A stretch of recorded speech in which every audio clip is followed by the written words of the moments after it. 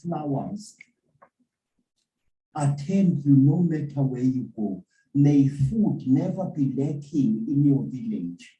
May water never be lacking in your streams and rivers. May love never be lacking in your hearts and in the hearts of your children. May it's going live.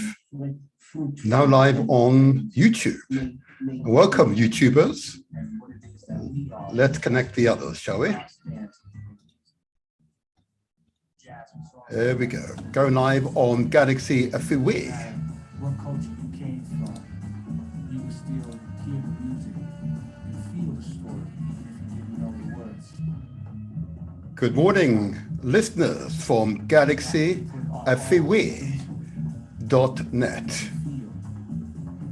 Welcome. Just testing our connections across the various platforms. I see we are now live on Mixcloud. I see we are now live on Facebook. I see we are now live on YouTube. And I now see we are now live on Galaxy FWE.net. Can I just make sure we are live on galaxyfwee.net? If you could give me an indication, those on galaxyfwee.net. A drop call will suffice. Let's have a look, shall we? Making sure we are live on galaxyfwee.net. Let's have a check, shall we? Making sure all connections looks good to me. Let's see, we are. And yeah, all the other platforms are live. And just want to confirm galaxyfwee.net that those who are listening to us via digital radio are able to hear us. Am I right? Let's see. No, we're not hearing anything through galaxyfwee.net. Let's check, sound check anyone via galaxyfwee.net. Before we start the program, let's get that right, shall we? Let's make sure. It should be transmitting without any problem, according to this. But I'm not hearing Galaxy FWE. Just double check before we start the program. Usual technical issues, which is all part of the course. If those who are listening to us via galaxyfwee.net, please call just to make sure we are transmitting properly across galaxyfwee.net. Call 0208 133 5616. Just want to double check we are transmitting via galaxyfwee.net. Can someone just indicate that is so? I can't tell looking at my current board. And I'm hoping that someone will indicate in a moment before I begin the program. Am I being heard? Let's have a look here, shall we? Can someone just test for me galaxyfwee.net before I begin the program? Okay, I believe let's just double check this, shall we? There we go. No, I don't believe I'm being received via galaxyfwee.net. Would you just bear with me, people? I'm really sorry about this. It's the wonders of modern technology. And if you bear with me for a moment, we may have to play some music just so we can resolve the issue with galaxyfwee.net. No, I can't hear any sound via galaxyfwee.net. Just have a look here. See what we're doing wrong. No, it does appear that I am connected. But the sound is very limited, I see here. Let's have a look, see what's going on here. And no, we're on the correct settings on this end. Can't see why we're not connected to galaxy3w.net. What I'm going to do, I'm going to restart the galaxy3w.net connection. Before we start the program, I do apologize. Let's see if we can resolve this very quickly. And let's have a look here, shall we? Let's have a look. Stop that. There you go. Stop that. And we are going to just resolve a minor technical problem. I want to connect correctly to galaxy3w.net. There we go. And okay, here we go. And let's see. And right, this should do it. Let's have a look. Listen now. By galaxy3w.net. Let's see if we're transmitting correctly. We are the children of the There we go. There we go. I think we're getting there now.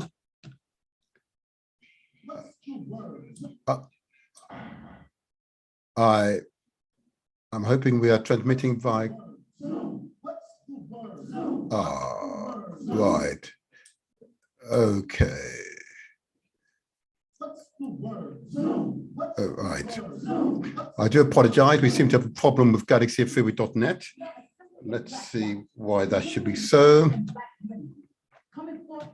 Let's see. Are we now being received? No, we're not being received by Galaxy. One moment, please. I'm really sorry about this. Let's see if we can resolve this minor technical problem. Let's see if we can resolve this. Yep. Okay, if someone could call, most grateful. And right, we're not being heard via Galaxy FUI. I've just seen that call come through. I can't offer a reason why I'm not being received via Galaxy. The connections this end appear to be sound. And it's not actually hearing my, there we go. Let's try this one more time, shall we? And there we go. Am I now being heard via galaxy3w.net? Right, okay. Let's see, we can resolve this very quickly. This should be the correct setting. It has not been changed since the last time we did this. And let's see, we can quickly resolve this. I'll spend another 2 more minutes. Otherwise, I'll have to proceed with the show. I can't see the reason for the technical problem. Okay, let's check. If someone could send a message through to me on the WhatsApp by Galaxy FUI, I'd be most grateful. Any information, there we go.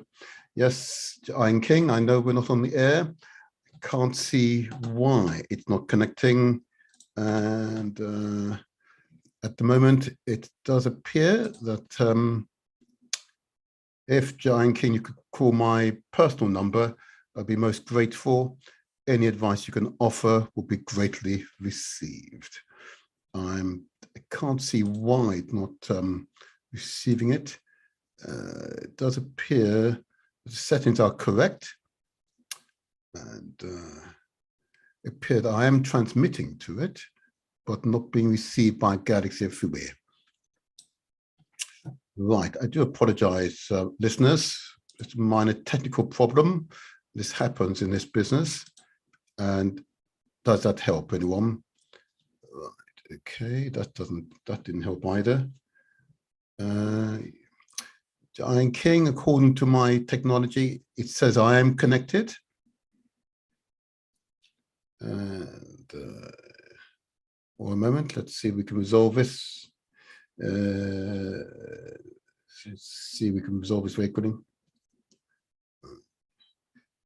And I wonder if Giant King, you could do what you did last time, connect us via YouTube.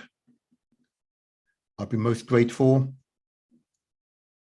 If that's possible, I'd be most grateful. Just send a message to me via WhatsApp.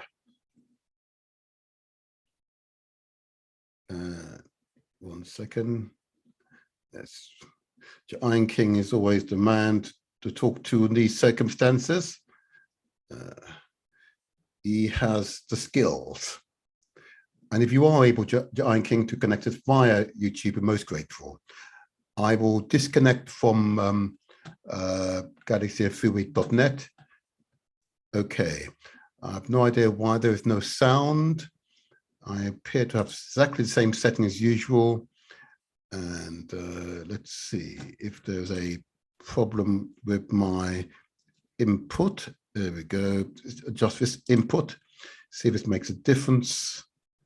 There you are. I've set it to my microphone again. And if possible, Giant King, can you do route us via, for those who are listening via galaxyfreeway.net, if you could use the YouTube connection.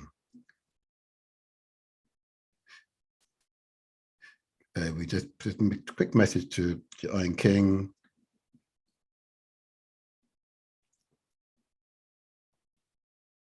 Let's do this very quickly. Yeah, I know. And the chief is now telling me as wise. Yep. I realize there is no sound coming through. Yeah. So are you able to do it via YouTube, as you did last time? Might be useful on this occasion. No. Oh, okay. Oh, okay. If we did that last time. Okay. I can't see why it is not working. I'm really sorry.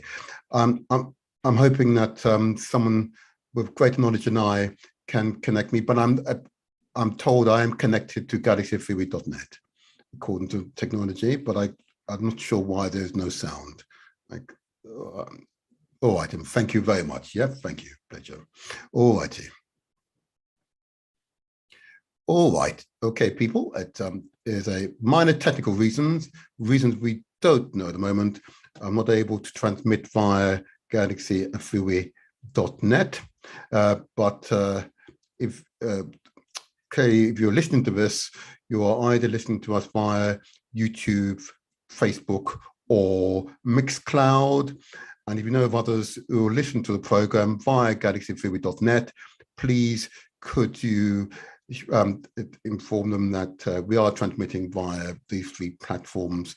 We have a technical problem with Galaxy at the moment. I'm not sure why. I can't see any reason for it at this stage, but I'm sure someone with great knowledge than I will resolve the problem. There you go. All righty. Okay. In that case, and I will press on with the program. I do apologize to those of you who are listening who've had some disrupted transmission, but I'll get on with it. There we go. Right. So he says, welcome to the Motivator Show. And of course, usually alongside Lady Chelsea, but she's on the way to take her PhD. We'll be making guest appearances over the coming weeks. But this program is an important program. This program will look at our realities, the cost of living.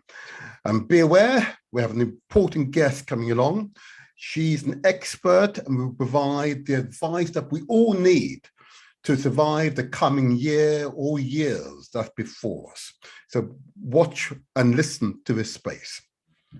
But before I do that, I want to, if I may, give out those crucial health messages. Okay, and those messages are critically important. But before I do that, I do nevertheless want to recognize the Galaxy management. I want to give praise and recognize Nana, Chief Pakambabai. I want to recognize Elder Eric Crote. I want to recognize Dr. Abu Ratata. I want to recognize Nicole, the most royal, the longest serving pilot here and part of management. And most certainly, I want to recognize the solutions finder, Empress Shanice. I want to recognize and applaud them who've ensured this radio station is able to transmit for more than 35 years, okay, and will be an heirloom for the next generation.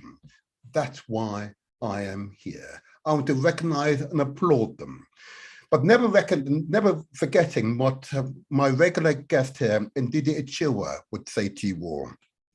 And it's not Africa's natural resources which is the source of its wealth, it's a technology that derives from those natural resources.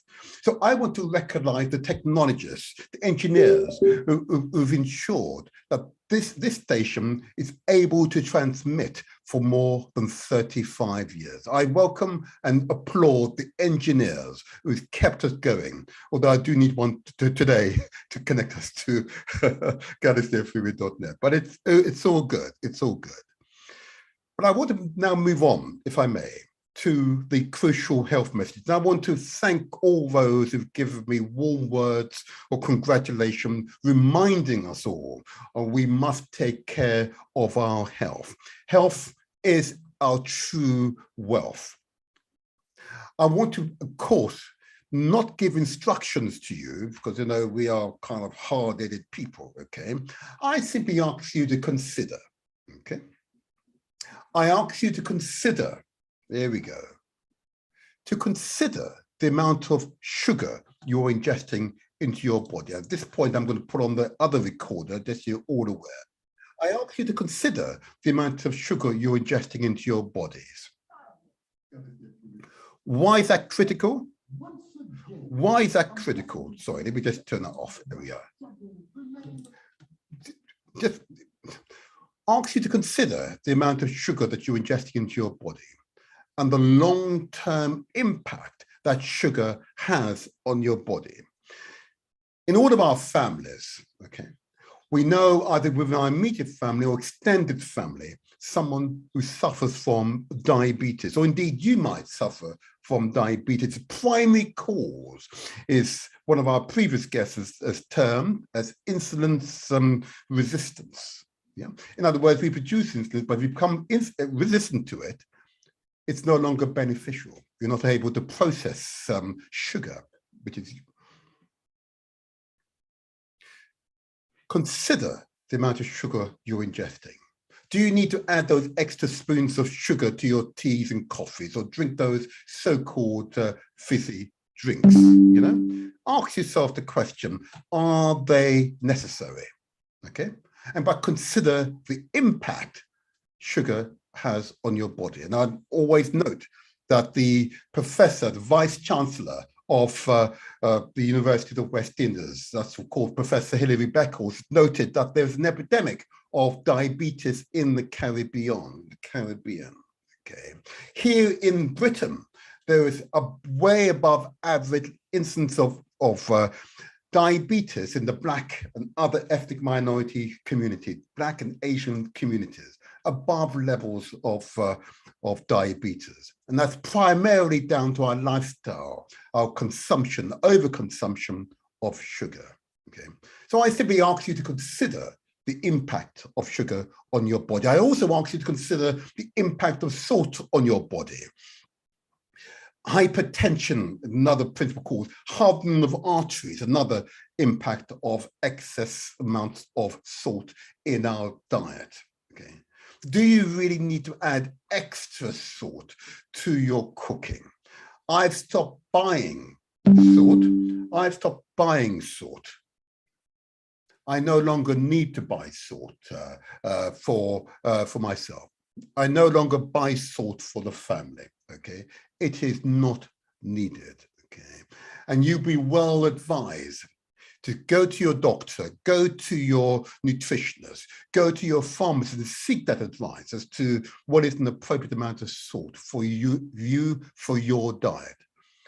Although the evidence suggests that the higher levels of hypertension or high blood pressure in our communities is directly related to the amount of salt that we ingest into our bodies. Okay, so I ask you to consider, do you need to apply the additional salt to your diet? Okay, I also ask you, please, to consider the amount of carbohydrate and starch that you're consuming. Clearly, the consumption of carbohydrate and starch, which is primarily through rice and, of course, these flour-based products, yep, and some root vegetables, such as yams and potatoes, okay? In excessive amounts, what we do, we convert it to energy in our bodies. We convert it into fat and we store in our bodies. But the negative impact, unfortunately, was excessive amount of carbohydrate and starch is of course, that we bloat our bodies, okay? And we place undue pressure on our organs. And those of you will see many of us walking around with bloated abdomen or bloated thighs or indeed bottoms, yeah? And we ask ourselves why. It is usually directly related to our diet. So I ask you to consider the amount of carbohydrates and starch which you're consuming, okay? As a previous guest here, a nutritional pharmacist pointed out to us that in fact, and this is really important, that in fact, be careful here, we eat too much. He suggested maybe just a fistful per meal of food is what we require. I know many of us have not eaten a fistful for all of our lives, but actually we eat far too much. And that's a part of the problem of many of the ailments that befall, particularly our community. Okay. I also ask you to consider the amount of fat we're ingesting. Fat typically found in the meat products or dairy products. Why do I cite dairy products? It's called dairy, sounds almost calm and innocuous, doesn't it? But actually, many of these products are just fat, you know? Cheese, it's just cow's fat, hardened, you know? Milk is just another form of fat, you know? So I ask you to consider the amount of fat you're ingesting and the long-term impact it has on your bodies, on your general health. Just reducing each of these products, yeah, gradually, don't take straight out, I would never recommend that. A gradual reduction is beneficial, has long-term benefits. Because as all the nutritional pharmacists, nutritionists and doctors will tell you, it's so important for us to increase the amount of fruits and vegetables, green vegetables, wholesome vegetables, yeah, organic vegetables where you can obtain it, okay, to increase that amount, yeah, and keep meat to no more than 5–10% of your total diet, if that. You can reduce it completely, better still, but I'm not suggesting go cold turkey, but I am suggesting that we think about the quantum, the quantities that we are consuming. Because the long-term impact on our bodies, on our general health is profound. And these are self-inflicted wounds on our bodies. And we can avoid it. I say again, we can avoid it. We have the power to avoid those maladies. It clearly is important to drink the appropriate amount of water. It's suggested between 2 to 3 liters per day. But again, don't take my word for it. Speak to your GP, speak to your nutritional pharmacist, yeah? Speak to your nutritionists, okay? Seek professional advice, what is right for you. I'm simply citing it's critical for us to drink the appropriate amount of water each day. I have my water handy here. I drink it, for me, it's right for me to drink between 2 to 3 liters per day, okay? Really is important. It's equally important for us to exercise, okay? Exercise is absolutely critical, particularly those of us who live in the so-called Western countries, okay? Where we generally have sedentary lifestyles, where we don't exercise a great deal. Exercise absolutely necessary. 100 years ago, the level of exercise among human beings is far greater than we find today. We must exercise. And again, don't take my word for it. Seek professional advice. Speak to the professionals. But going for a few minutes run in your local street or park, exercise your muscles. I've got my weights here. I always like to demonstrate with my weights, you know. Just do this for 15, 20 minutes on both arms, on my legs. I can assure you, I'm sweating. And if you're sweating, that's good. Trust me, that's good. If you're not sweating after an exercise session, then you most probably haven't exercised enough, okay? Your body craves exercise. And through that exercise, you are able to expunge much of the toxins that you accumulate over time, okay? So I really want to positively urge you, please, please, exercise is absolutely necessary if we are to be able to ensure we can live long, healthy lives, not downtrodden with clinical conditions. You can live to a much greater old age with fewer clinical conditions if we take care of ourselves now. But it's never too late. For those of you who've never exercised, I don't suggest you suddenly go mad, but I do suggest that you seek professional advice before you begin your exercise regime. And if you've never been to a doctor and had a complete health check, I strongly recommend you go to a doctor and have a complete health check. Just so you know, it's an MOT if you like, just so you know what your current health status is. It is so important.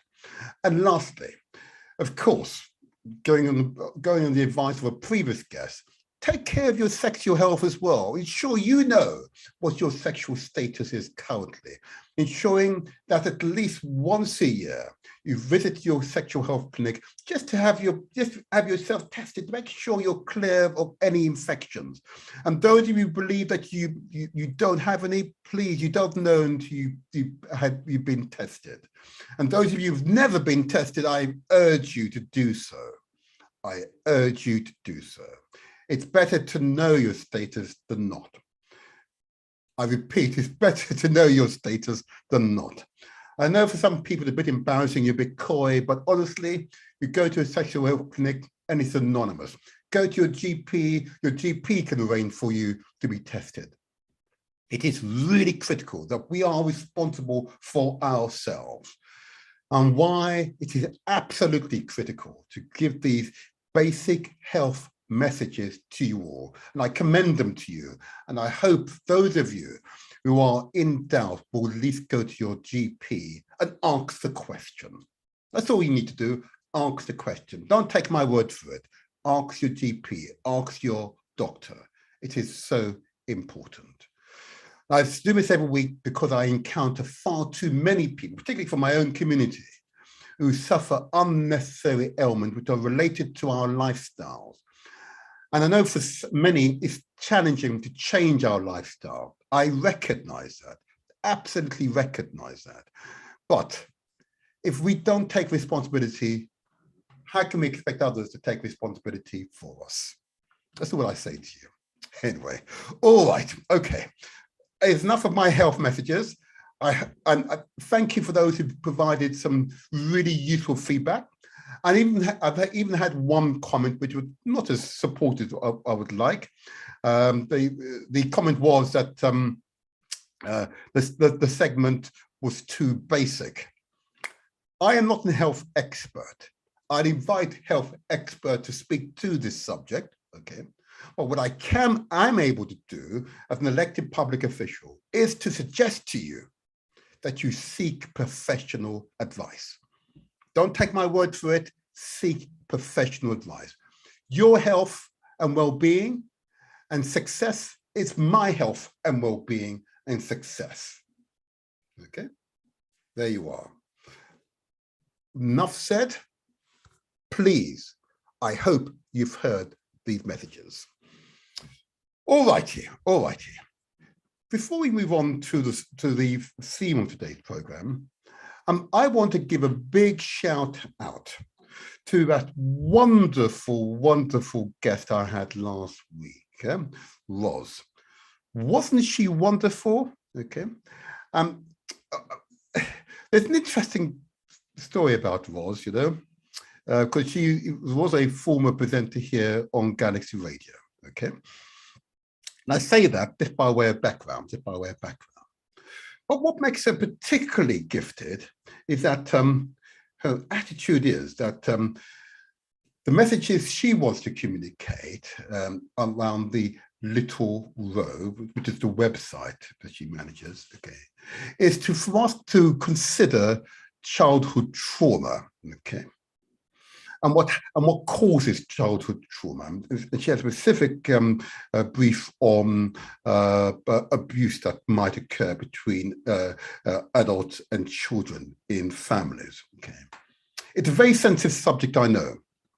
Okay, but those of you who were listening last week and were moved, and I judged by the feedback, there are quite a number of you that were listening. Okay, I hope that the advice provided was sound.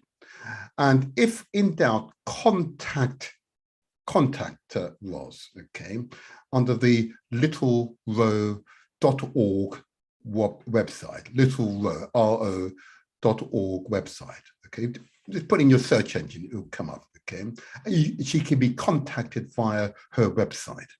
So I want to applaud her on her work. She's the type of person as to why, again, I do this program. I want to commend her for a commitment to the community.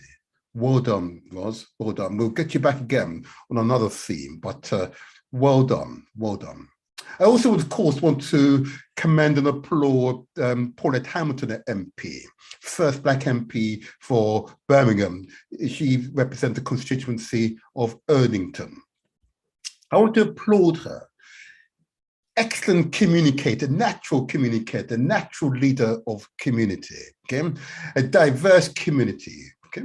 But not a large Black community, primarily a white community, but she's recognized and is the elected MP, okay? I know she will continue to do an outstanding work for that constituency. But it was necessary to recognize her achievement, okay? That Britain can and will continue to evolve, okay? So I want to recognize her and say again, publicly, thank you, Paulette Hamilton MP for Erdington, Birmingham, okay? Well done, well done. I know I can see a call coming through. I can't actually take calls right now. If those who are sending could just send a message via WhatsApp or text, I'd be most grateful.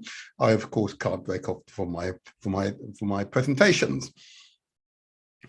I also, of course, want to give another big shout out to Elijah Timob, the nutritional pharmacist we had on, and I've got to say, that was a very solid, really informative show, okay? I want to give a big shout out to Elijah. His contribution was really very, very important, okay? And of course, I give out these health messages earlier on, okay? But of course, he's a health professional, okay? Able to talk authoritatively on the subject, okay? This is where we get this idea that we should be eating our meal should be no more than a fistful of food, okay, concept, which I still find fascinating. I haven't quite been able to achieve that at this point, but I would endeavor, okay? It makes common sense, lots of common sense, okay? So I want to applaud him. And those of you who want to contact Elijah, okay, and of course, those of you who want to contact him, I'll give out his contact details later in today's show, okay? Because what I want to do now is now turn to the theme of today's show, okay?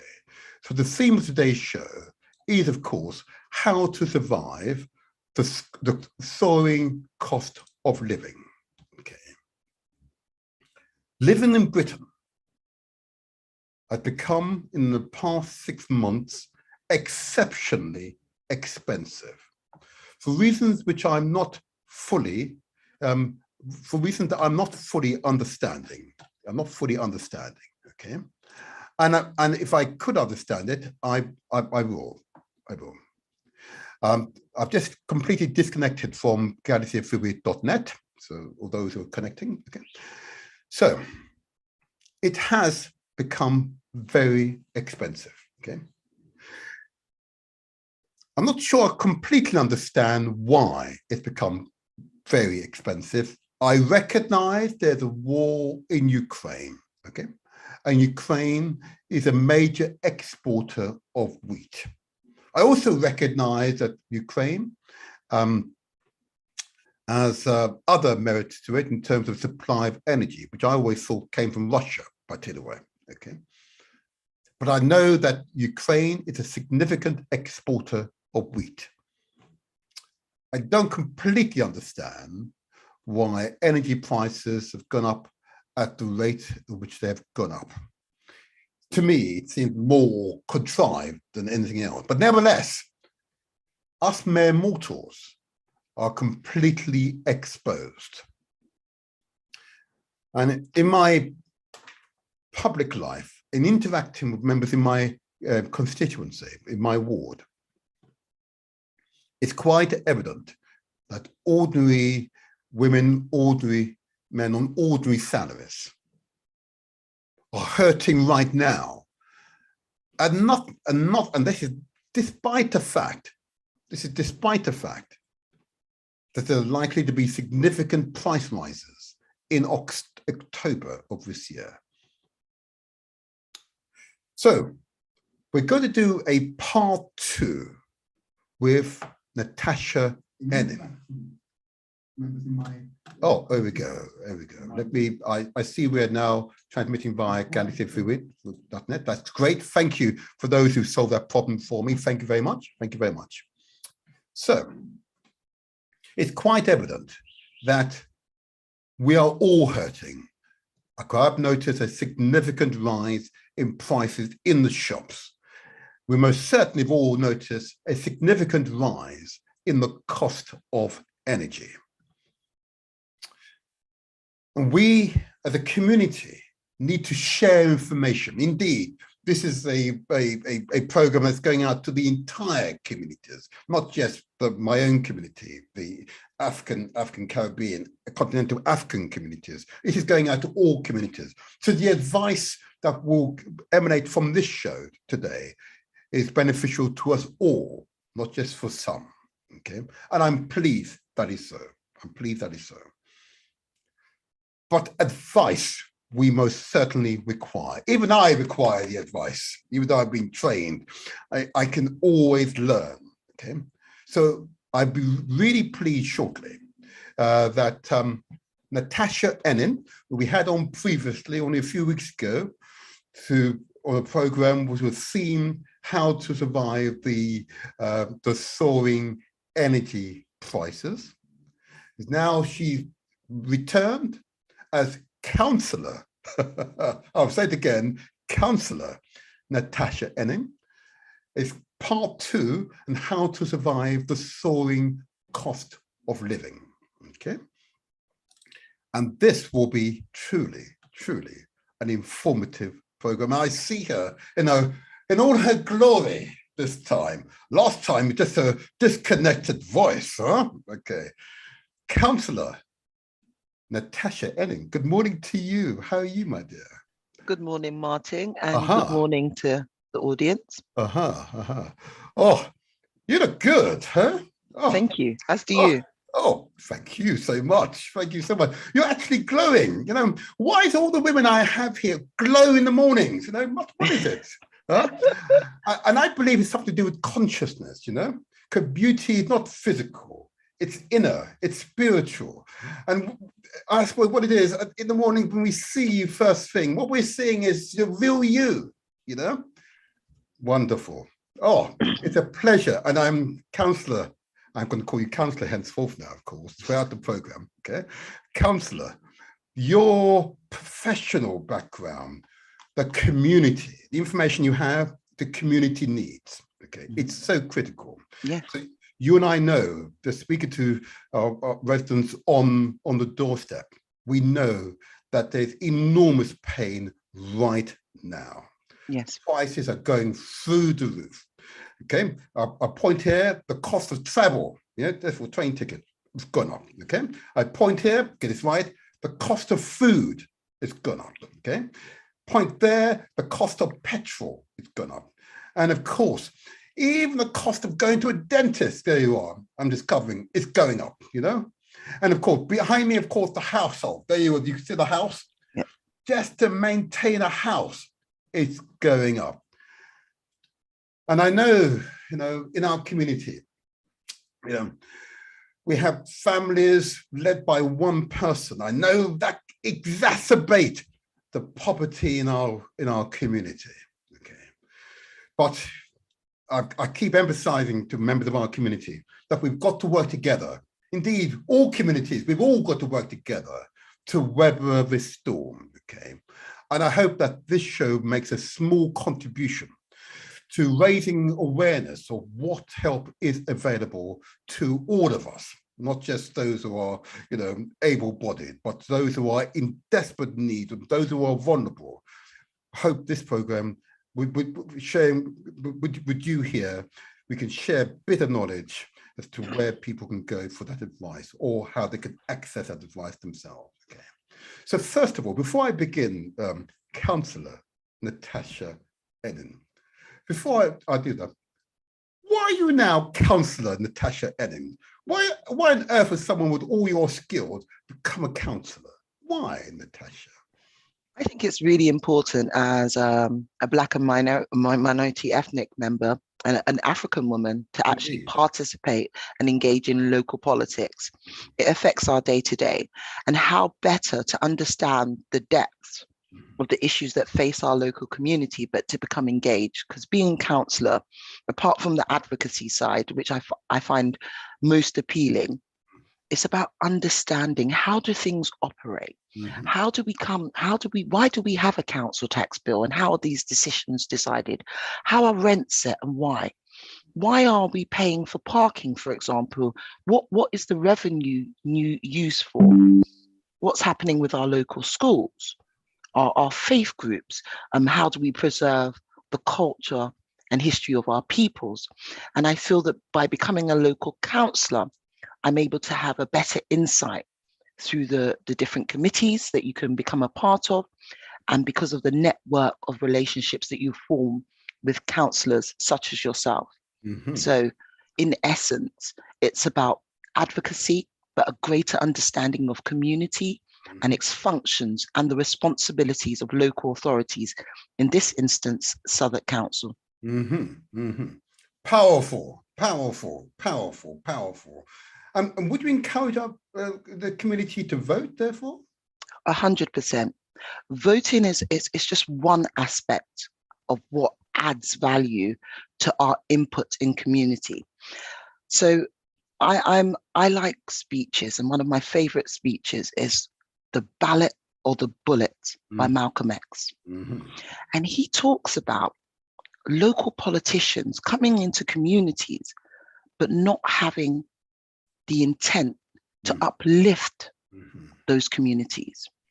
And what we have here is a vibrant collection of councillors across the board, irrespective of race, that are advocating for the community. But for those of us who are of colour, it's about how do we inspire our people to have a greater understanding of what's going on, and to use their vote to hold councils to account, especially if they are in power. Absolutely. Southwark Labour is actually controlling Southwark Council. This is a Labour ward. And what does Labour do for Black and minority ethnics, which we have explored slightly before the election. And I'm sure that in the near future, we will be able to talk about some of the advancements that have been made internally and some of the projects that will be going on externally. And I'm absolutely delighted that I was chosen to be a deputy cabinet member, looking at diversity. And what I will be doing under the lead cabinet member for equalities will be looking at how do we implement a civic leadership program which encourages and promotes and actively gets people from underrepresented groups to go into leadership roles. This is fundamental. And it's not only leadership roles, you know, within businesses. We want to see it across the board. In our education system, we want to see more Black parent governors and ethnic minorities generally.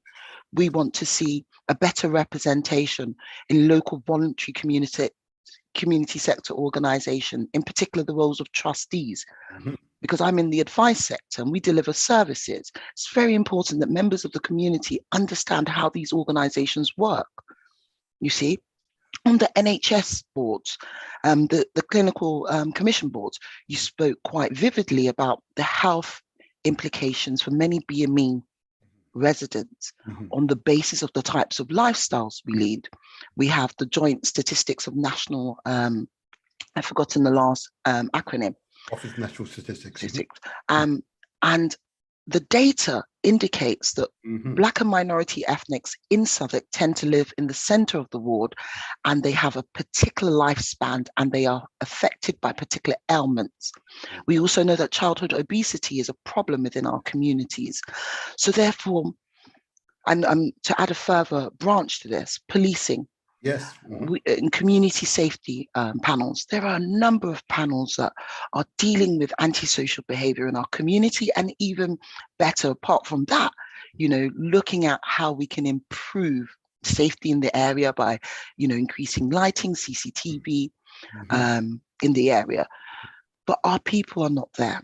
So the civic leadership program is about encouraging and inspiring people to get involved, have an understanding of public appointments and how they can better engage with communities and eventually work towards coming in these leadership roles. Wonderful. So hopefully we can talk about that in another show. Most certainly will. Most certainly will. We want, of course, encourage people to become more organised. Okay? Yes. And, I'm so pleased you've outlined your passion. Okay. Thank you. Okay. And I suppose I should also declare that in addition to being a local councillor here in Southwark, a member of the Southwark Labour Party, I'm also a member of the council's cabinet. I'm also now the cabinet member for jobs, businesses and town centres and all the other related subjects. It's a great privilege to serve, and I will talk about that in another programme, but I'm so pleased that you are a councillor, okay? For what you say today, not that on the last visit you didn't have weight, now you absolutely have weight, okay? Oh, and you know, I have to say that I'm so proud of you. Thank you, absolutely proud of you.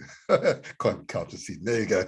I am the motivator, where we translate our words into action. Remember, success is ours for the taking. Let's get in there. Let's talk about this clear and present danger to us. That is the cost of living. Yeah, the soaring cost of living, okay, and how we can mitigate the impact of this soaring cost of living. Okay. So a few questions for you, and let's get this started. Okay. Okay.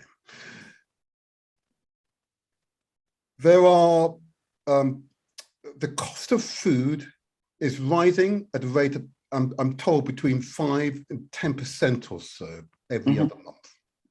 Astonishing rises, and we've all seen it. Okay. The cost of energy we've discussed previously. Okay. All right. And I'm aware that families already are running out of money. Under those circumstances, what can a family do to either obtain a financial support or goods in kind, you know? Okay. What can they do? What are their options? Okay, so depending on your area and your income, this will influence what you may be eligible for. So before I go into that, I'd like to start off by explaining how advice services and maybe accessing food banks would work. So when you approach an advice service, often they'll take some background information, which will seem as though they're probing into your affairs. But really what they're doing is they're trying to get a scope of what your circumstances are so they can assess your eligibility. So a common question would be, you know, how many of you, are you single or married? You know, do you have any children, and how old are those children? And then we'll move on to what type of household do you live in? Are you a council tenant? Are you a housing association tenant? Are you a leaseholder and you have a right to buy with the local authority? Or do you have some other type of home owning scheme? Are you a private renter? And then we will drop down and then we'll be asking, are you employed? And if so, how many hours do you work? What type of contract do you have? If you answered that you have a partner, does your partner work? And if so, what type of contract do they have and how many hours they work? And then we'll ask about your immigration status. And then we'll ask, you know, if there is one person, for example, that is a British citizen, but another person that has limited leave to remain, it may be that the other party has no recourse to public funds. So whilst there may be two incomes, the benefits may be capped because the other party cannot access benefits. And then we will come to benefits. Are you in receipt of benefits? And the reason why we're asking that is sometimes people are not aware of things that they may be eligible to, and they may be working part-time. Then we'll ask if they have debts. So that's just setting the context. Now, if you came to Citizen Advice, for example, where I work, one of the things that what we'll be doing is, once we've ascertained that background information, we'll be looking at, is there any gaps? So for example, when I've asked about the household, it may be that somebody's in temporary accommodation, there's a shortfall in their rent, and they've fallen into arrears. So there's a benefit called the discretionary housing payment. This is a fund that starts from April each year and is available up until the next April. So the sooner a person gets that benefit, whether it's to cover a benefit gap, where they cannot cover their rent in full, or whether they fall into rent arrears, this assists. If I may, Councillor, and just to be quite clear, because it's I want to be able to give the information in bite-sized bits, and I should have said at the beginning, I want to encourage listeners and viewers, if you haven't got a pen and paper, get a pen and paper, or a device that you can take notes. Okay, because we're going to give you a lot of information, okay, and we really want you to capture as much as you can. And we will open the phone line in good time. And so if there are any aspects of what is described today that you need clarification, I'll open the phone line at around 9:20 or thereabouts. But Councillor Ennan, just to be clear, you've set the context as to what someone who approaches Citizen Advice, the questions that you ask. But I'm just a bit confused. You must forgive me. I understand that the Chancellor has announced a £22 billion, okay, and there's a further £15 billion which has been rolled over to this year to support people in greatest needs, okay? And to provide, for example, support for energy, one-off £400. The question I'm asking here is that support available via the local authority? Yes. Or would it be via University Credit or directly from the central government? Just so I'm clear. Yeah, go ahead. So the Household Support Fund is very different.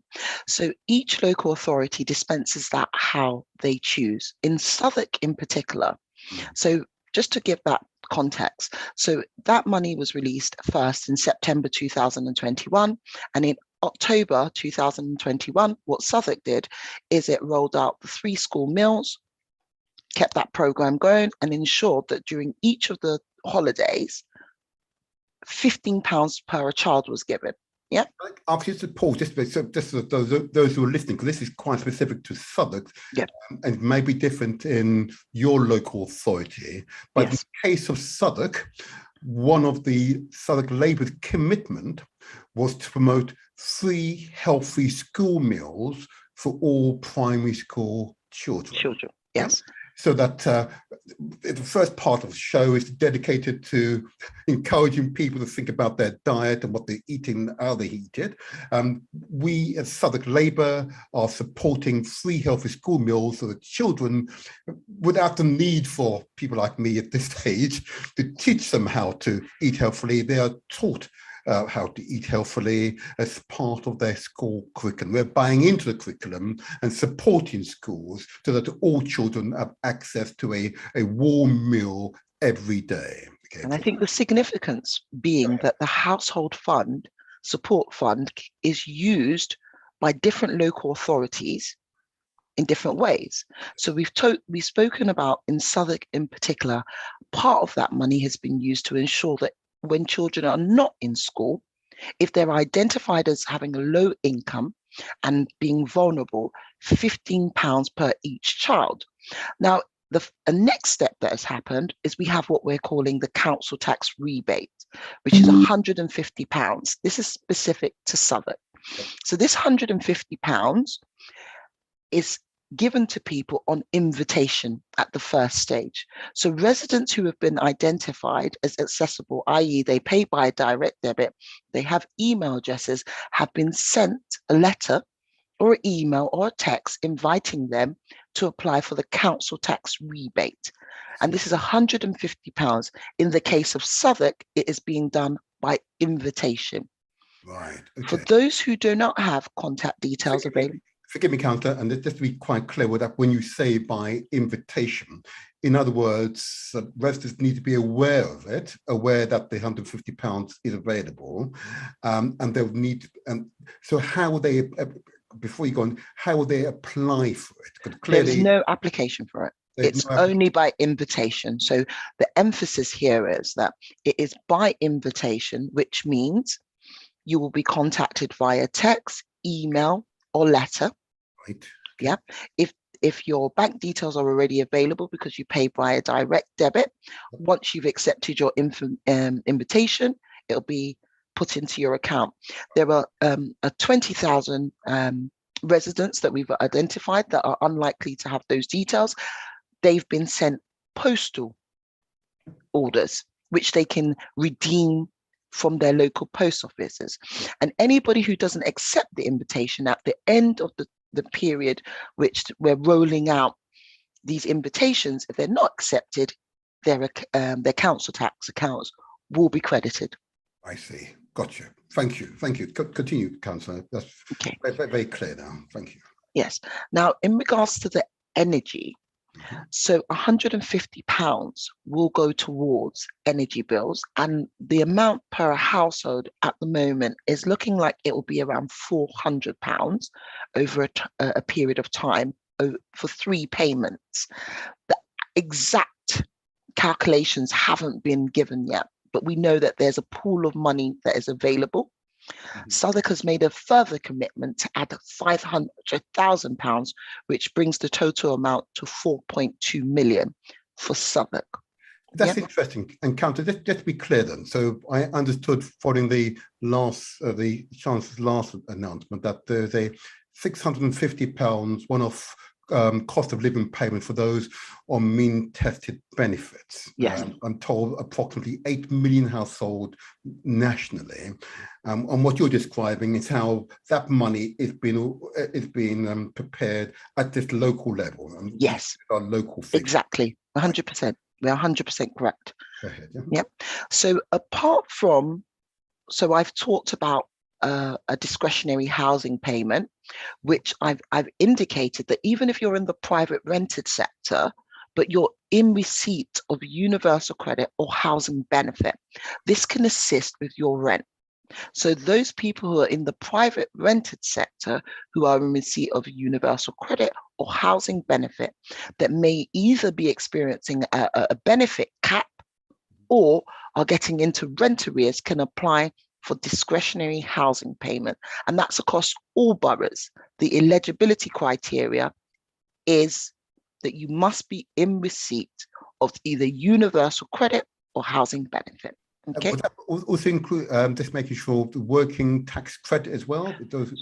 So working tax credit is a different benefit, but Okay. what we're talking about is how do we deal with the cost of living? So in terms of rent, what we're saying is there is a discretionary housing payment that all local authorities have, and the eligibility criteria is that you are in receipt of universal credit or housing benefit. And this applies to those who may be in the private rented sector as well as being a council tenant. Indeed, I understand. Yep. Thank you. Yes. And those who have a right to buy, leasehold tenants, if they're having difficulties around their household costs, in particular paying their rent, it's very important that they seek specialist debt advice Yes.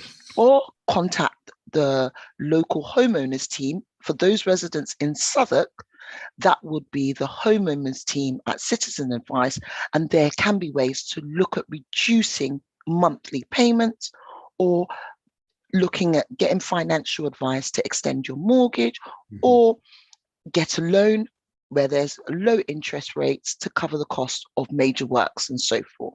So that's for those groups of people. So we've talked about council tax. So there's also something called council tax reduction and single persons discount. So a council tax reduction is very different to a single person's discount.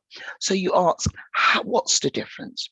Council tax reduction is for those who are on low incomes, who are in receipt of benefits, who can't be expected to pay the full amount. So you go onto your local authority's website or call them up and book a service point appointment. In Southwark, we have something called Service Point. So you can call a number or go online, book an appointment and apply for council tax reduction if you need assistance. Yes. Okay. And this would mean that if your council tax bill was £100, you may pay something like £10 a month. So that's council tax reduction. Now, single person's discount means that you get 25% discount because you're a single household. And this may be that you're employed, but you're single person. So you get a 25% discount.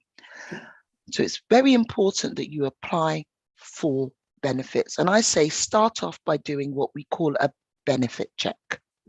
Yes. Yeah.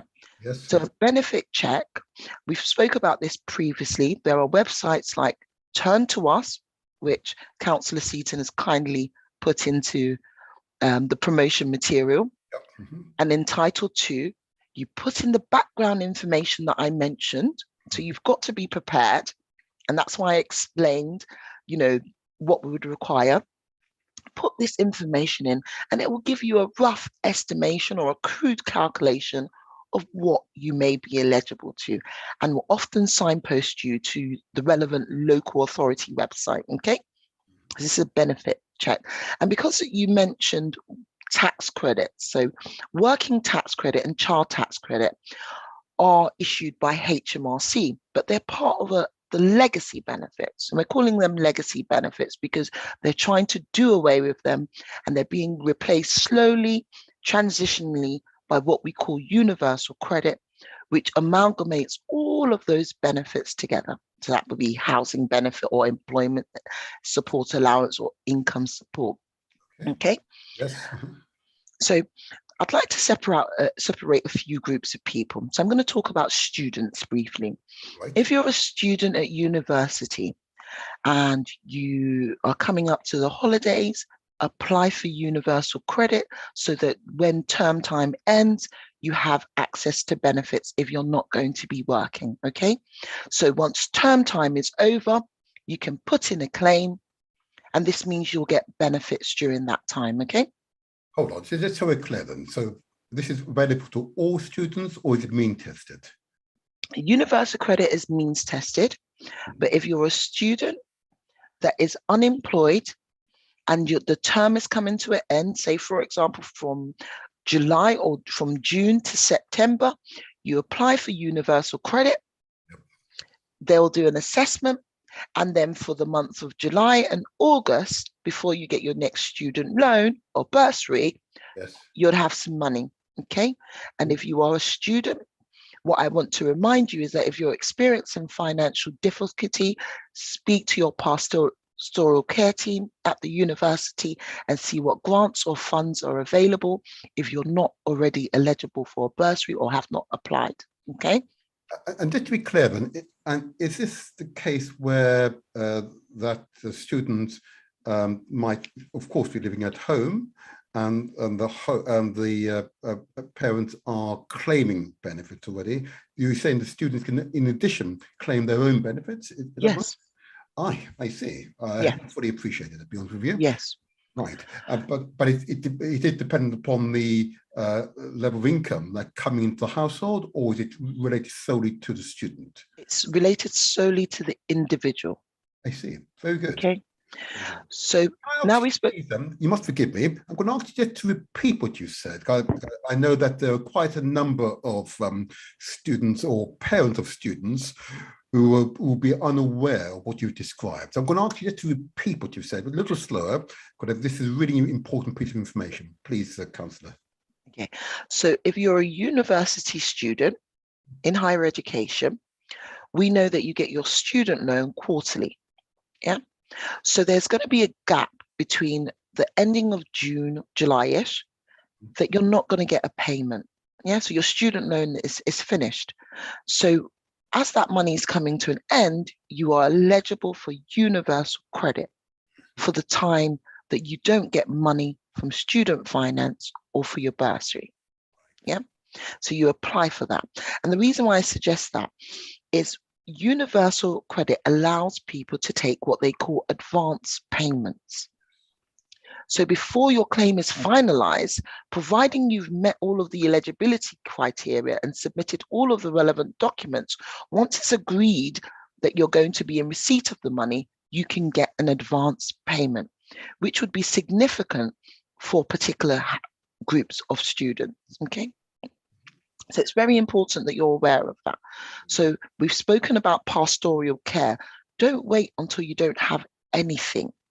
Ensure that you've applied for the relevant travel discounts in advance. Have you got your student Oyster? Mm-hmm. Do you have a student account that has an overdraft facility that is reduced? Have you looked at any grants that you may be eligible for equipments and stuff like that? And if you're experiencing hardship, contact your pastoral care and get support as soon as possible. Now, I'm bearing in mind that we have 13 minutes until you open the call. So I'm going to move on to the next group of people, those with no recourse to public funds. Yeah. Depending on your immigration criteria.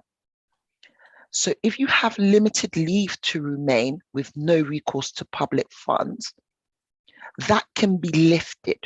And it's called a change of circumstances. There's a form online, yeah, that can be filled out, and you must establish destitution and hardship. It's very important that you know what your immigration status is, because if it's not under the particular application, specific application, which I'm not going to go into, it could mean the terms of your immigration changes, i.e. we could be adding additional time. So change of circumstances, and the generic term is lifting the recourse to public funds. There's a website called Project 17. Yeah, Project 17 specializes in working with people, adults and families and children that are experiencing destitution and financial hardship, and they can give specific guidance on that. And I'm very proud to say that Southwark Law Centre has worked in conjunction with Project 17 to produce a very concise document that sets out the terms. And if you are an overstayer in the UK, which means that legally you don't have the right to be here, yeah, contact your no recourse to public funds team locally, especially if you have children. Yes. They will undertake an assessment of your circumstances, and if you have a child, they have a duty, yeah, to look at housing and providing support. Okay, that's specific if you have children. But if you're an overstayer and you're an adult and you're solo, you need to engage with local charities such as Salvation Army. You can come into Citizen Advice. You can go into most advice agencies, and the fact that you're an overstayer will not be used against you in any way or form. You can still access house services. You will be eligible for a food voucher. You'll be shown local organizations such as the Manor, where you may be able to get hot meals. So just because you're an overstayer does not mean that there isn't support.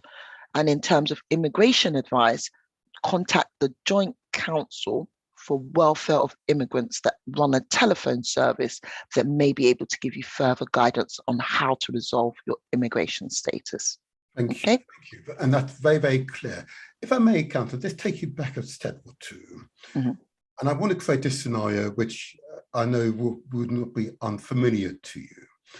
We have a resident, an elector, who has made all the claims, received the money, okay, but has still run out of money.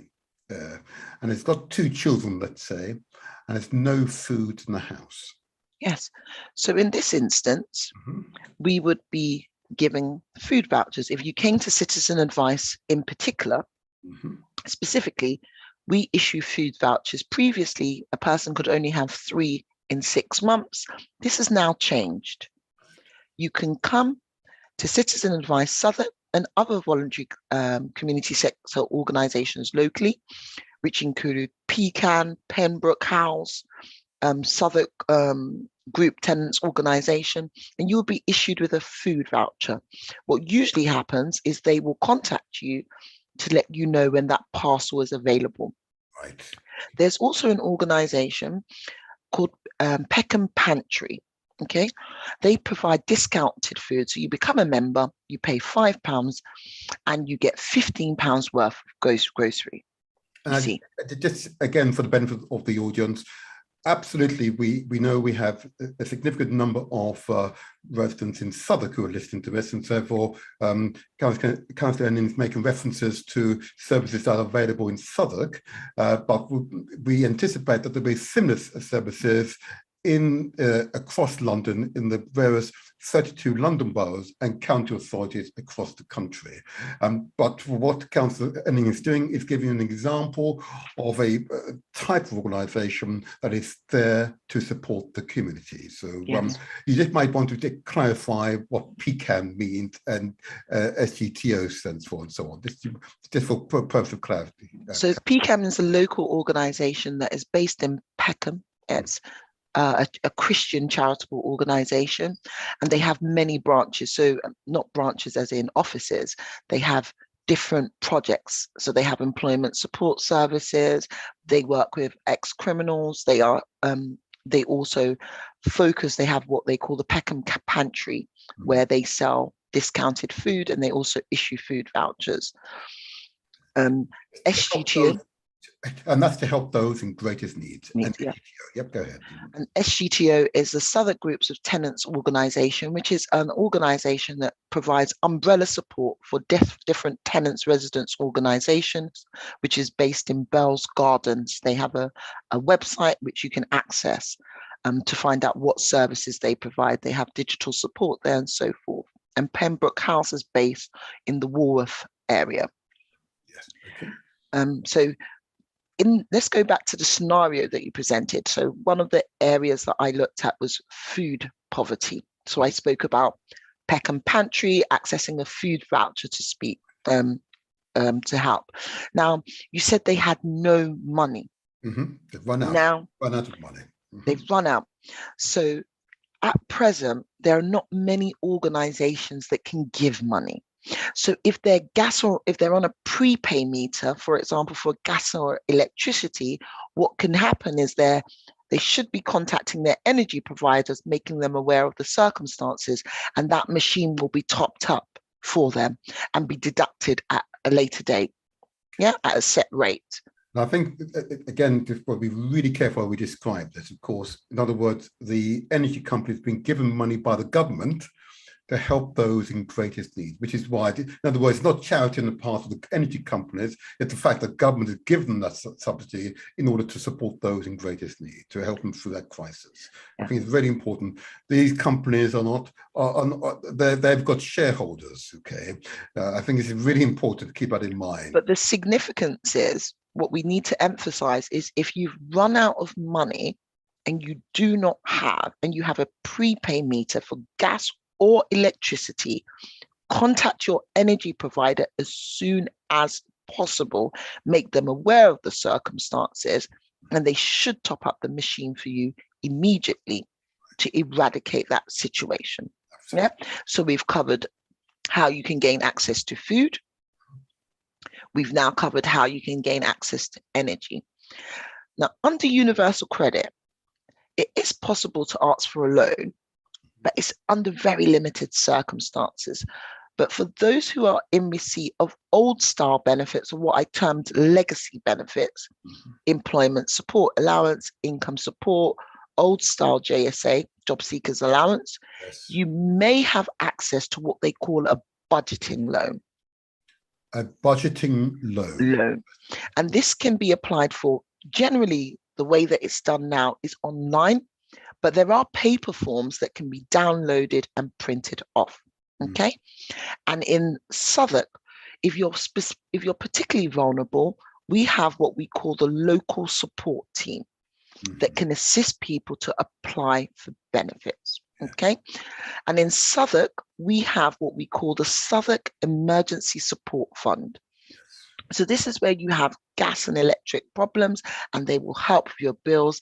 The criteria for that specific grant is that you must be in receipt of disability living allowance, personal independence payment, universal credit, limited work capability related activity. Brilliant. Element. Yep. Okay. Brilliant. I know there's a lot of information, listeners. I know there's a lot of information here. And again, a record or recording of this show will be available on YouTube under the Motivator Show, that DE space Motivator Show, okay, or on Facebook under the Motivator Show, or on Mixcloud, okay. And please, just to help me along, if you found and you're finding what has been relayed in this program, give me a thumbs up, give me a thumbs up. That's a bit of affirmation, as it were. And if you want to be aware of future subjects of future shows, please just subscribe. There's no cost. You're simply pre-advised of future shows. And it really just gives a further affirmation that these shows are proving beneficial to the community. So give me a thumbs up, or indeed subscribe. I'd love your subscriptions, love your thumbs up, just so there's some feedback. Okay. Councillor Ennin, I did want to ask you a question. We haven't dealt with the issue of the elderly and pensioners. It's just coming to them. Oh, over to you. Okay. So if you're of pension age, the first thing that I want you to be aware of, there are local community organisations that are available to support you. So Age UK is one that we're all familiar with. Access their services. There are people in-house that you can talk to. Okay. And then we also have Scope.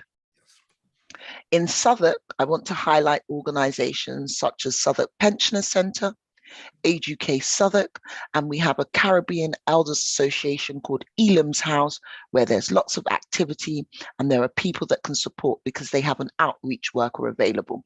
And let's emphasise that Elam House is based on Benenden Road, which is off the Peckham Road. Okay, Elam House, E-L-I-M, Elam House. So those of you who've got your phones or computers, you can easily find them via your search engine. They are an organisation established, in fact, as long as this radio station, in fact, going back to the early 80s, to support the local Black communities.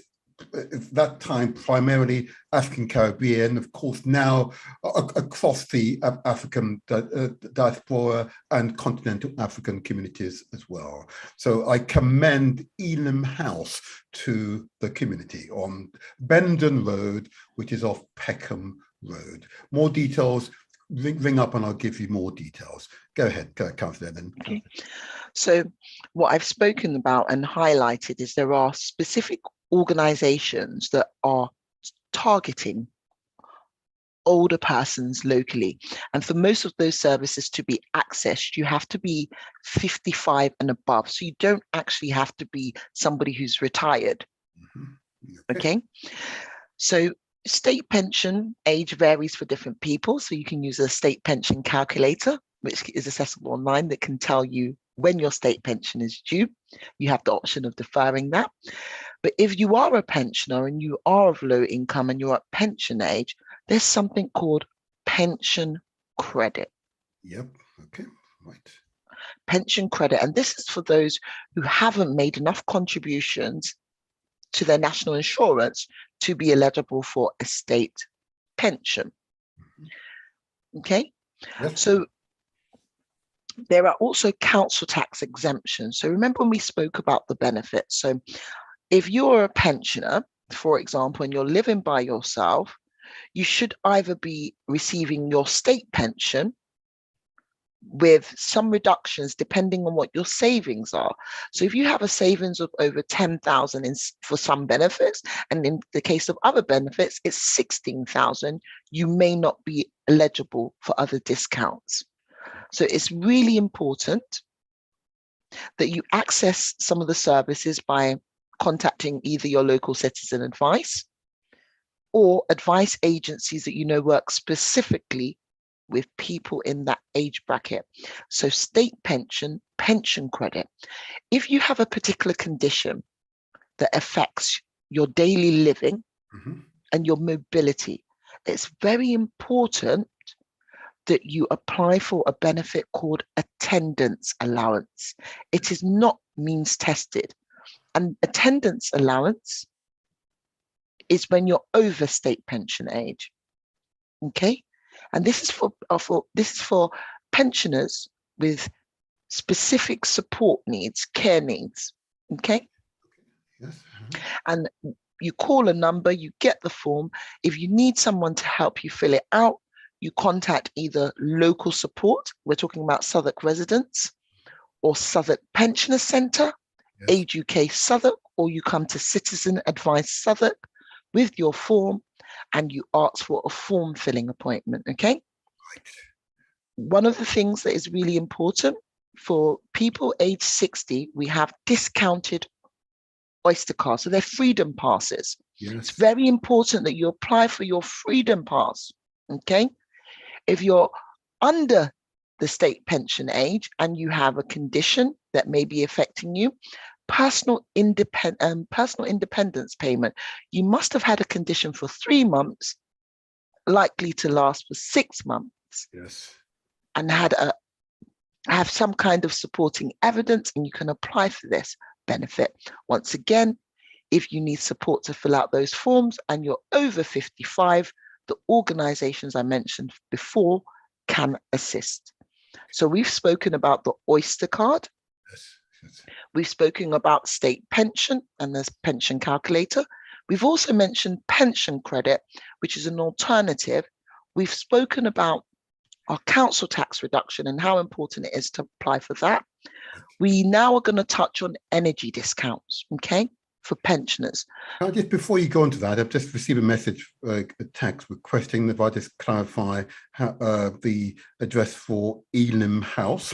Okay, so Elam House, I say again, it's on Bellenden Road. It's 86 to 88 Bellenden Road, and that's Peckham. That's SE, S for sugar, East 15 4RQ. And they're open Mondays, Tuesdays, and Thursdays between 9:30 and 3:30. They have based at Elam House, they have a Black elderly group where they support the elderly, provide lunch, and also provide sort of caring services at that building as well. Okay, so hopefully that's enough information for you. If you're in doubt and you live in Southwark, contact your local councillors I'm confident the councillors can give you direction, or indeed ring the council. The council itself should be able to provide you with contact details for Ian House if in doubt. But I've got the Ian House main office number. And I'm assuming those who are listening, you've got your pen, paper, and your computers ready. I'll give you the main contact number for Ian House, which is 0207 358 9502. I repeat, 0207 358 9502. Hopefully those listeners who asked that information, you've now got it. Okay, go ahead, Councillor, please go ahead. So we was talking about energy discounts. Now for the elderly in particular, if you are elderly and you have any ailments or difficulties, I would suggest and recommend that you register on what we call a priority register for each of your energy suppliers. So this means that if there's a problem with the energy service, you're at the top of the list. And this exists for water as well. So priority register service. Now, just to be so I'm clear, so in other words, if you are a pensioner or someone who's vulnerable, you can apply to be placed on the energy company's priority register service. Yeah. Register service. And just to be clear, is that information on the generally on the website, or yes, or will they have to make a phone call in order to secure this? It's generally on the website, but you can make a phone call and it will be set up. Brilliant. Often it's not very stringent or restrictive, right, okay, in terms of that. So for a pensioner, for example, it would be really important that they're aware of something called Thames Water Help. Mm-hmm. Thames Water Help ensures that if you have an income less than £19,777, your water bill is capped at 50%. This is a significant discount. Okay, can I again, Councillor, please ask you to repeat that state a little slower? I want to make sure listeners and viewers have heard what you just said. That's a really important benefit. Say again, please. Please say so again. Thames Water have a number of discounts. And there's the one that I've just mentioned is called Thames Water Help. Now, this is eligible to anybody who has a low income, household income, less than 19,777. It means their energy bill and their water bill can be capped at 50%. Okay. And is it your understanding that this would apply to all the water companies nationwide across England and Wales? I can't talk for the others because the most common one is Thames Water, which is the one that exists in Southwark and in most London boroughs, but there are different water companies that exist. Okay. Good point. Thank you. And I would encourage listeners outside London make similar inquiries of your water companies. Go ahead, Councillor. So the other one is something called Watershore Help. Now, this is based on eligibility in terms of you having a specific condition where you have to use more water and you're likely to be in receipt of benefits like disability living allowance, personal independence payment, or attendance allowance, which also has a discounted service. The other thing that I'd like listeners to be aware of is Thames Water. If you get into arrears with them, there are a multitude of ways in which you can clear these arrears. So they have what they call a matching system, where if you pay your monthly usage plus a little amount to your arrears, and you pay this by a direct debit over a period of 1 year or 2 years, they will match you and get rid of that debt. So that's called a matching system. Brilliant. I would recommend that you go onto Thames Water's website to look that up. Brilliant. In terms of energy, we have what we call the warm home winter discounts, which is based on an eligibility criteria. You have to fit into certain groups, and you'll be sent a letter about this, and it will be £140. Okay. And Councillor Seaton has kindly put this already in the promotional materials. So you can actually just click that link and this will come up for you. And I have to say to those who are not currently on my distribution list, I would encourage you, please, on the number which I'll give out momentarily, you may also send a text on that number, okay? And I will include you on our regular distribution. Okay, go ahead, Councillor. Okay, so we're going to move on to look at, so we've talked about warm home discount, we've talked about winter fuel payments that are released at a set time around the October area, and some people get those just sent through the post. Now, if you have energy debts, and that's a big one, because that's where the prepaid meters appear to be cost more. It's usually because the resident has debt, and you're paying off the debt as well as paying for current cost of energy. So tell us more about this. So if you're with a smaller provider, such as Octopus or Utilia, they don't have their own grants. But what we do have is we have something called the British Gas Energy Trust Fund. And this would allow you to apply to clear your utility bills, be it gas or electricity, even if it's from a smaller provider. But there's stringent criteria. The criteria is that you must have sought debt advice within the last 4 weeks. Okay, you must have meter readings available. Right. And you must have evidence of the benefits or any other debts that you might have. Yeah. So this is one, whilst you can apply for it as an individual, you may feel that you would require some support. And the good thing is, if you've already got debt advice, you're likely to have already completed your financial statement and have somebody that will be able to support you in scanning and sending the documents. So it's your responsibility to ensure that you have the correct meter readings so this application can go through. There's no guarantee that you'll get it, but you must apply if you already have a debt.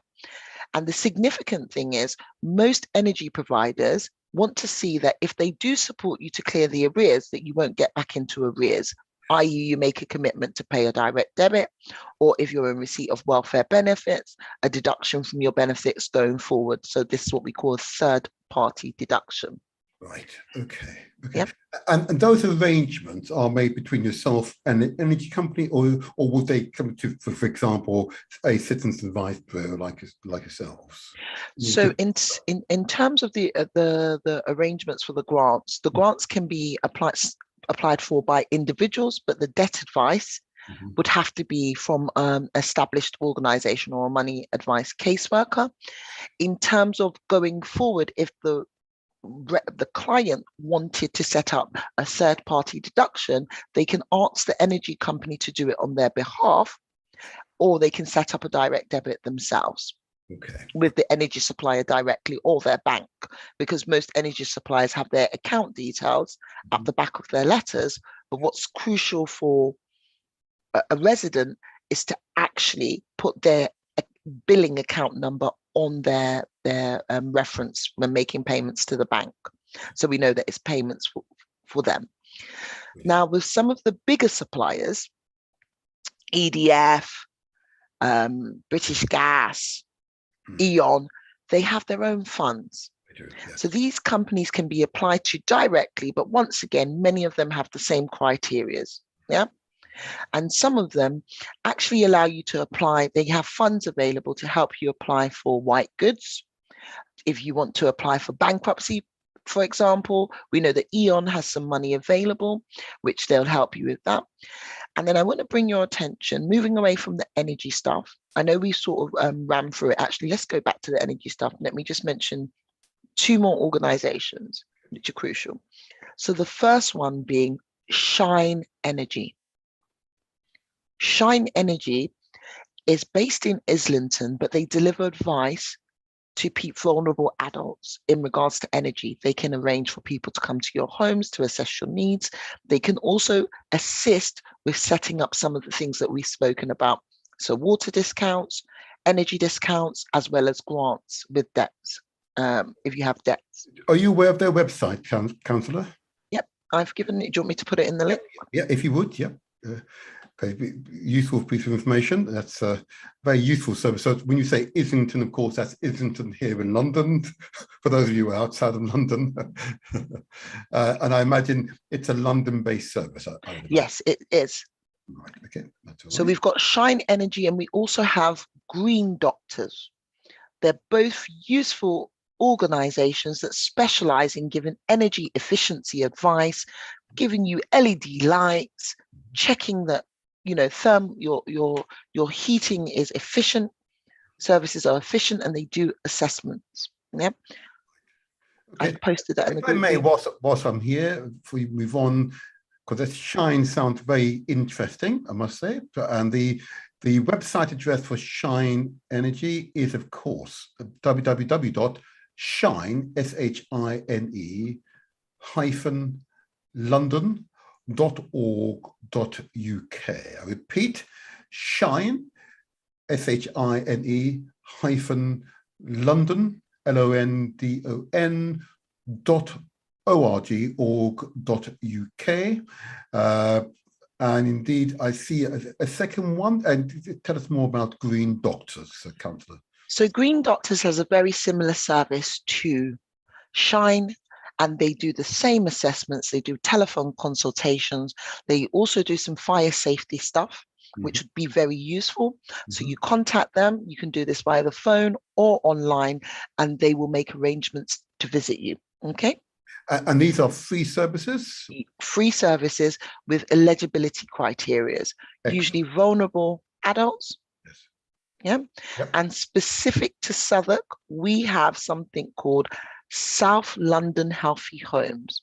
Can I, before you do that, I just give out the website address for the Green Doctors, which is www.london.greendoctors, with an S at the end, .org.uk. I repeat, www.london, followed by a dot, then Green Doctors, with an S at the end, .org.uk.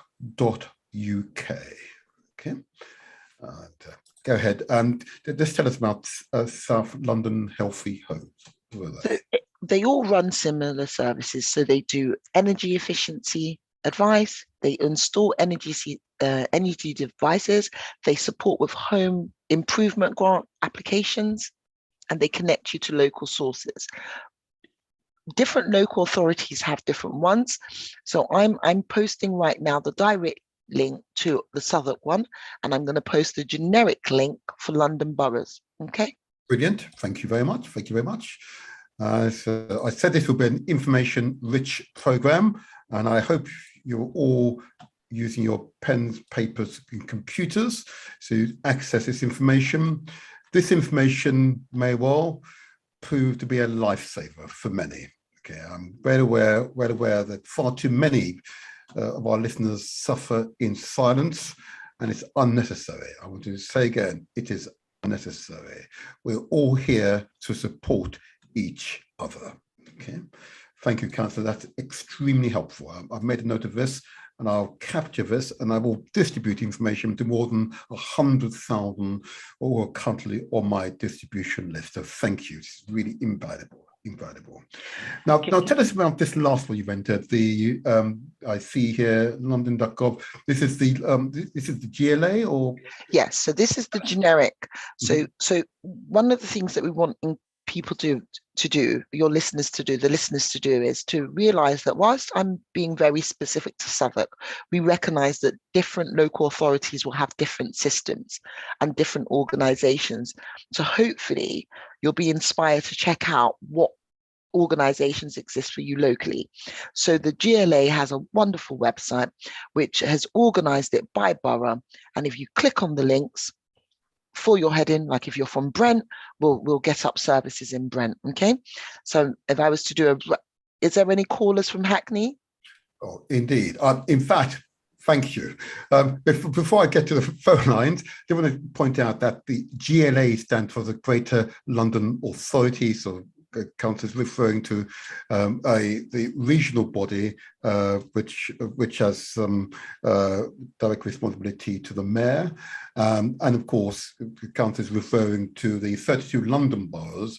There may well be separate arrangements in Birmingham or in other county authorities. Okay, just so we're clear, but they're bound to be very similar arrangements, and it gives you listeners an indication of the services, of the range of services that public authorities are now obliged to provide to support their communities. Okay, so before we go any further, Councillor, what I'm going to do, I'm going to open the phone lines. Yes, I know it's rather late, but it's been an information-rich program, and I really wanted your key messages to be received by the audience. So the number to call, if you see clarifications or questions on what you've heard today, and I know it's been a canter through all the benefits landscape, but it really is intended to be some guide, and there's much more can be said on this subject, but we hope that the most significant benefits have been highlighted. The number to call, if you wish to clarify or ask questions, is as follows: 0208 133 5616. Repeat: 0208 133 5616. That's the number to call, and I'll keep a lookout to make sure I don't miss any calls. So, Councillor, you've now highlighted major organisations who are providing direct support to individuals and families. Can I address some? We spoke about pensioners. I want to address what is about a quarter or a third of the communities that you and I recognise, and these are families which are led by one person. I recognise families led by one person are particularly vulnerable. Yeah, particularly vulnerable. And are you able to organise specific advice for families which are led by just one person, man or woman? Usually women, I must say. And and I encounter this situation so often, and the level of poverty is, Dad, I must say, levels of poverty is just too great. But what support are there specifically tailored to families led by one adult? So one of the things that, I'm thinking, I thought this was charging. Give me 1 second. Okay. Wonders of modern technology. And I say again, the number to call, if you've got a question you wish to pose to us on the issue of how to survive the soaring cost of living, is 0208 133 5616. The phones lines are relatively quiet. Receiving texts is, you may well answer most people's questions. But anyway, go ahead, Councillor. So when you speak specifically of lone parents, it's really about doing benefit checks, because lone parents are in a very awkward position at times, usually when they earn over a particular amount. So lone parents who, for example, may be earning over £35,000, they get childcare vouchers, but no additional support.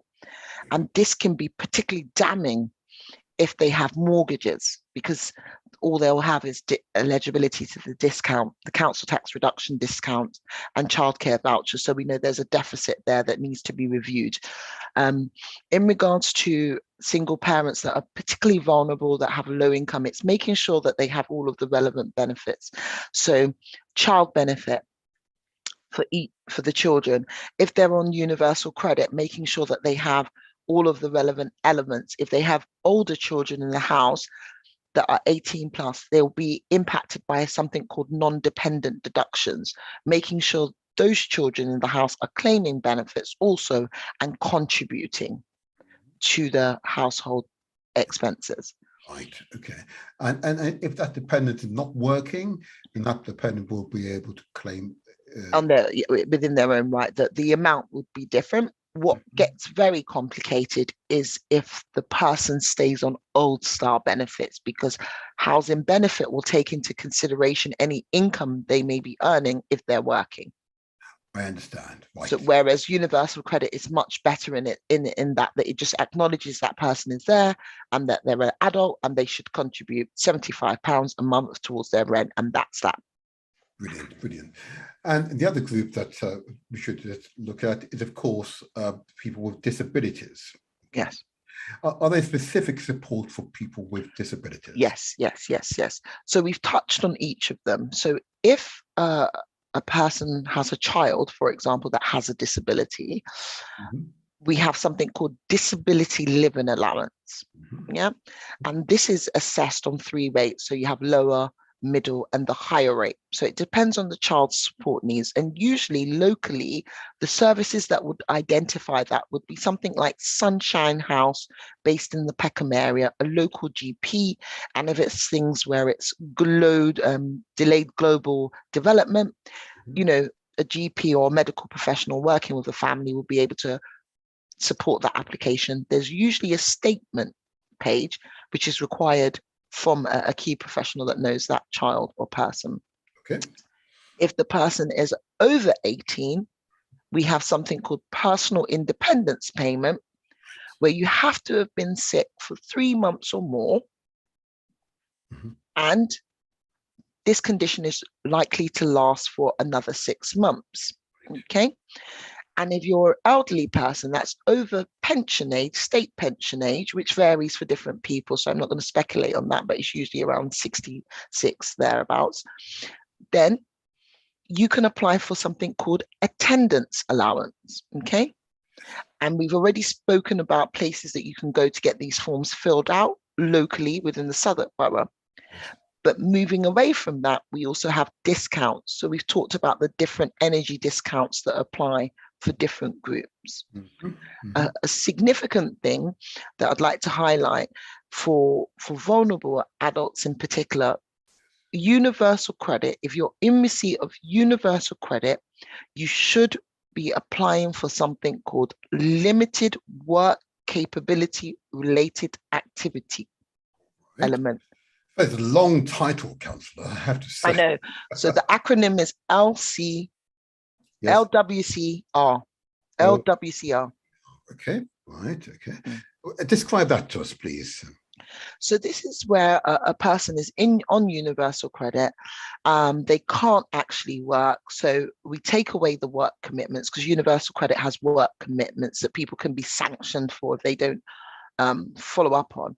But this takes away the sanction and acknowledges that this person is not going to be able to work for whatever reason. And it gives them an additional £338. Oh, wow. A month. How do they apply for that? So there's a form called a UC50 form. Wow. Another form from the local authority or from the Citizen Advice Bureau? How do they get one of these forms? So the form can be downloaded, but the better practice is to contact the Universal Credit and have them send it, and they will create a deadline, which means the payment will be backdated to the date that it was applied. Oh, sorry, okay, that's right. Go ahead, keep going, Councillor. Sorry about that. The payment, the limit. Keep going. So the limited work capability related activity element. So I was talking about the payment being backdated to the actual date that they initially called up for the form. Right. So just to be clear, so they can obtain it via Citizen Advice? No, DWP. They can call them up and it will be sent. They can make a request on their online journal. They can also download the form. Okay. I'm going to ask you just to do it one more time, because it's a completely new benefit which I was not aware of. So the LWCR, and what does the acronym mean? One more, please. So it's Limited Work Capability Related Activity Group. So universal credit is split up into criteria. So you have those who have limited work capability, i.e., they may not be able to work for a period of time, they submit sick notes, but there's generally expectation that they should continue to look for work. And this can only happen for a set period of time. Now, there's another group of people who may have an ongoing condition, which means that they can't work at all. So this group would be what we call limited work capability related activity group.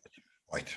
Okay. Yeah, and they wouldn't be sanctioned or have requests for them to go to work. But the significance of that group is that there's an additional £338, which is added to their universal credit. Gotcha. Beautiful. Okay. There's Yes. something I did want to mention about universal credit. If you're aware that you're a person that struggles with managing your finances and you first go on to this benefit, you can say to the universal credit and to your local authority, I really want the rent to be deducted directly from my universal credit and paid to my landlord. This is really important. Yeah. Because having your rent paid to you and then using the money for other things when we know there's a cost of living crisis is risky. So if you know that you've had problems in the past, or you even think you may, Yes. request in your universal credit online journal that payments are made directly to your landlord and set out your mitigating circumstances. It could be that you've already got a lot of arrears. It could be that you have too much direct debit. Whatever the case is, put it into writing and make sure you push and push until this is changed. Okay. And it's not that you're any less of a person. No, you're not. What you're doing is you're anticipating that there is a cost of living crisis and you may be impacted and you may be tempted to take some of your rent money to pay for food or other expenses when you need to prioritize your rent and your council tax. Okay, so just remember that you can ask for this, and I encourage you to do this, especially if you're struggling. Okay. Thank you. Just conscious of time, I'm kind of trying to wrap up a little bit here. So if an individual resident has difficulty interacting with DWP, Job Centre Plus, or the council, okay, or indeed, he says, citizens advice, what alternative? Who's there to support them? So that's a very interesting question, because usually that would indicate that the person services become inaccessible to a person like that. Locally, there are some organizations that there are alternatives. Some tenants residents associations have, drop in. So I know, for example, in Bermondsey, big local works, they have an advisor there. I know that for Southwark Pensioners Centre, they have 2 advisors that are available there, but you have to be above the age of 55. Yes. And you can access telephone online providers. There is something called Law Works, where you can do a search, reduce it to a 5-mile radius, and you can get a list of advice services that will come up. So Townby Hall is another advice service that is available. That's right. Mm-hmm. Yeah. We also have the London South Bank University Clinic, which runs in term time. Right. Mm-hmm. We have Waterloo Legal Advice Services, which has a drop-in session on Thursdays. Yeah. So we have a number of sessions available locally that are not by any of the providers that are mentioned, and they can be accessed and searched for via a service called Law Works. I'm going to put the link in the chat. Thank you very much. Very well responded. And of course, your local councillors and MPs are always available to give you whatever support you need if you experience any challenges in this regard. And just put that in the link. I think if I may just now kind of round up things. And there's something I wanted to say before we go. Okay. Yep. Before we create, we sort of round up. There are some grants that are available. Yeah, Glasspool grants for white goods. Repeat, and sorry. Glasspool grants for white goods. Okay, right. And this, when you say white goods, you mean fridges and things like that. And then we have grants like the Talisman. So I really encourage people, if you're struggling, if your fridge or your washing machine breaks down, do not fall into a state of despair. Use the Turn to Us grant search engine and you'll get some support. I'm going to put the Talisman in there as well. And just to remind people, I know you're being flooded with information, because Martin did mention dental care. Mhm. You can get a discount on your dental care. There's a form called the HC1 form. Okay. A HC1 form. If you are needing a discount, you can assess your eligibility by accessing this form, filling it out, sending it across to the relevant parties. And because I'm looking at the diagram, we have train tickets here, concessions for oyster and travels. Children aged 11 to 5 have discounted oysters. You need to apply for it, setting up an online account. If you have a disability, you can apply for a blue badge or a freedom pass. So if you've got a car, blue badge or freedom pass, if you use a taxi car service, there are things like Dial-A-Ride, which have discounted services, okay? It's very important that you understand there are discretions and fee waivers available, okay? Thank you, and thank you. And indeed, we are being listened to by people. We're in Southwark, of course, in London, but the neighbouring boroughs and county authorities, you should have similar services. It may have a different branding, but have the same functions once described by Councillor Ennin. But whole purpose of today's programme is to provide you with at least a pathway to finding solutions to what will be, over the next 12 to 24 months, an increasing problem of just cost of living. It is a remarkable situation we find ourselves in, and we're in the fifth or sixth richest country in the world. It's always remarkable to behold this experience. Now, I have noticed that apart from that one person who's tried, or second person who's tried, we've had very few phone calls. So I'm assuming that we've responded to most people's questions, okay? And I know what's going to happen. Immediately after 10, I received a series of phone calls, in addition to texts, asking additional questions. But I believe the information you provided, we've given out details of organisations, website addresses, and telephone numbers, okay? And I hope that listeners will use that information, okay? This issue, we have to return to it in maybe 6 months' time. Could we anticipate in 6 months' time, when we have the next round of significant price rises in October time, okay, it will be very significant, okay. I'm aware that, going back to the energy cost, I'm aware that energy prices have gone up tremendously, okay, 200–300%, ridiculous amount of money, ridiculous amount of money. Food is going up. Okay, and it's notable. Each month you can see the increase in the price of food. The cost of travel will continue to increase. Okay, and therefore I want to encourage people not to suffer in silence. We do not need to suffer in silence. This has been an information-rich program. I'm proud that Councillor Natasha Ennin is a Southwark-based Labour councillor. She's extremely well informed. Okay, I'm honoured that she is in the ward adjacent to my own. Okay, oh, it was such a pleasure, and she continues to glow. Oh, she continues to glow. I want to thank you, Councillor Ennin, but this has really been extremely helpful. I will play excerpts of this part of the programme in future programmes, okay? And would you agree to come back again in 6 months' time? Hopefully the Chancellor has had to do yet another emergency budget in response to what is an obvious danger. We want to make sure that those who are entitled to claim know how to claim, okay, and indeed what is available to be claimed for.